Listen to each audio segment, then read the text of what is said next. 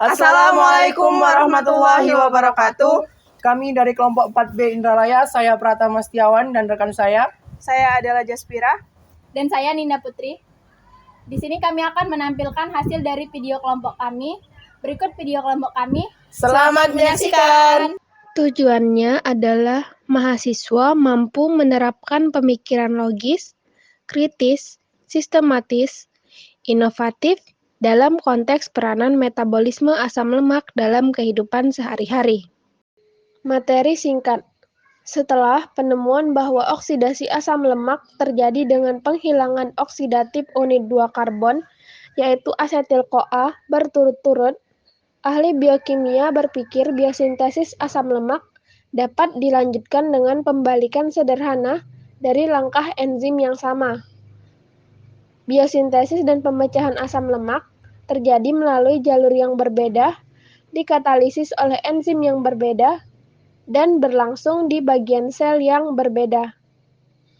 Biosintesis memerlukan partisipasi intermediat 3 karbon, yakni malonil-CoA, yang tidak terlibat di dalam pemecahan asam lemak.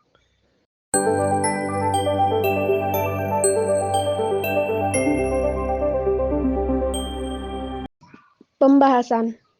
Pembentukan malonil-CoA dari asetil-CoA adalah proses irreversibel yang dikatalisis oleh asetil-CoA karboksilase.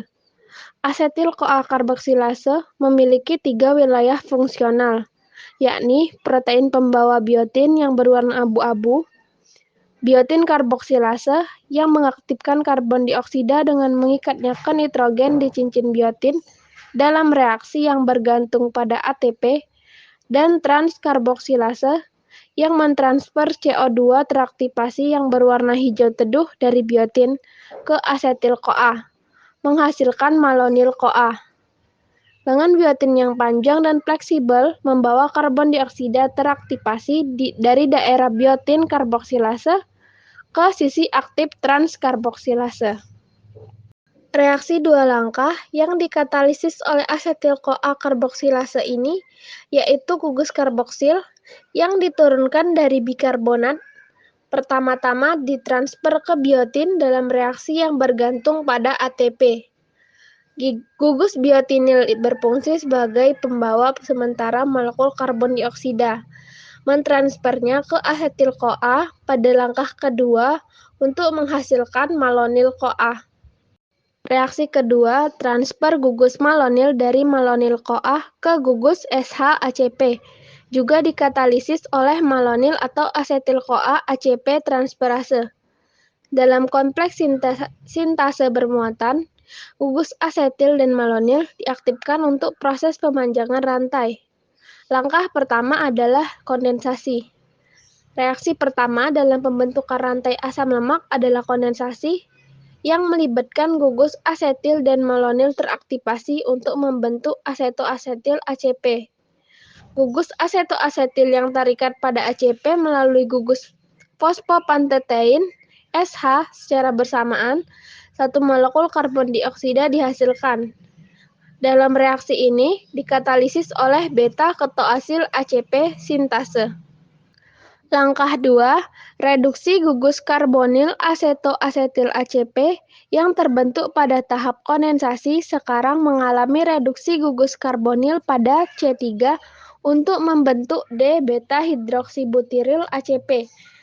Reaksi ini dikatalisis oleh beta-ketoasil ACP reduktase dan donor elektronnya adalah NADPH.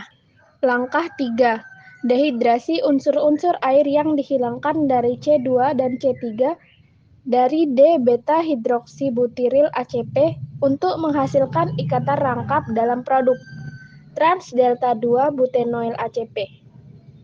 Enzim yang mengkatalisis dehidrasi ini adalah beta-hidroksiasil ACP dehidratase atau DH. Langkah 4, reduksi ikatan ganda.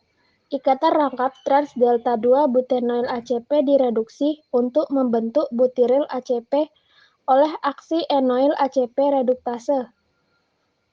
NADPH adalah donor elektron. Produksi 4 karbon hasil ACP lemak jenuh menandai selesainya satu lintasan melalui kompleks asam lemak sintase. Pada langkah 5, gugus butiril dipindahkan dari gugus fosfopantetein SH dari ACP ke gugus cis SH dari beta-ketoasil ACP sintase yang awalnya mengandung gugus asetil. Untuk memulai siklus berikutnya dari 4 reaksi yang memperpanjang rantai dengan 2 karbon lagi atau langkah 6, gugus malonil lain dihubungkan ke gugus fosfopantetein SH dari ACP yang sekarang kosong. Kondensasi terjadi ketika gugus butiril yang bertindak seperti gugus asetil pada siklus pertama terikat pada 2 karbon dari gugus malonil ACP dengan kehilangan karbon dioksida secara bersamaan. Produk dari kondensasi ini adalah gugus asil 6 karbon yang terikat secara kovalen dengan gugus fosfopantetein SH. Gugus ketonya direduksi dalam 3 langkah berikutnya dari siklus sintase untuk menghasilkan gugus asil jenuh. Persis seperti pada reaksi putaran pertama, dalam hal ini membentuk produk 6 karbon. 7 siklus kondensasi dan reduksi menghasilkan gugus palmitoil jenuh 16 karbon, masih terikat pada ACP. Pemanjangan rantai oleh kompleks sintase umumnya berhenti pada titik ini dan palmitat bebas dilepaskan dari ACP oleh aktivitas hidrolitik atau tioesterase (TE) dalam protein multifungsi. Reaksi keseluruhan untuk sintesis palmitat dari asetil-CoA dalam 2 bagian. Yang pertama adalah pembentukan 7 molekul malonil-CoA, yakni 7 asetil-CoA dan plus 7 karbon dioksida plus 7 ATP menjadi 7 malonil-CoA dan 7 ADP serta 7 PI. Kemudian, 7 siklus kondensasi dan reduksi, yakni asetil-CoA plus 7 malonil-CoA plus 14 NADPH plus 14H plus menjadi palmitat plus 7 karbon dioksida plus 8 CoA plus 14 NADP plus dan 6H2O. Jadi proses keseluruhannya adalah 8 asetil-CoA plus 7 ATP plus 14 NADPH plus 14H plus menjadi palmitat plus 8 CoA plus 7 ADP plus 7 PI plus 14 NADP plus 6H2O. Biosintesis asam lemak seperti palmitat membutuhkan asetil-CoA dan masukkan energi kimia dalam 2 bentuk, yaitu potensial transfer gugus ATP dan daya produksi NADPH.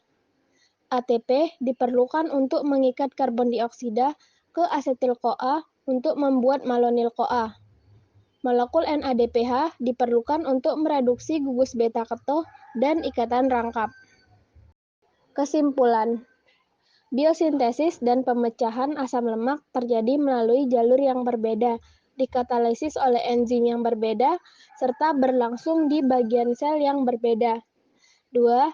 Biosintesis memerlukan partisipasi intermediat 3 karbon, yakni malonil-CoA, yang tidak terlibat di dalam pemecahan asam lemak. 3. Pembentukan malonil-CoA dari asetil-CoA adalah proses irreversibel, dikatalisis oleh asetil-CoA karboksilase. 4. Biosintesis asam lemak seperti palmitat membutuhkan asetil-CoA dan masukkan energi kimia dalam 2 bentuk, yaitu potensial transfer gugus ATP dan daya produksi NADPH. 5. ATP diperlukan untuk mengikat karbon dioksida ke asetil-CoA untuk membuat malonil-CoA, sedangkan molekul NADPH diperlukan untuk mereduksi gugus beta-keto dan ikatan rangkap. Sekian video dari kelompok kami. Wassalamualaikum warahmatullahi wabarakatuh.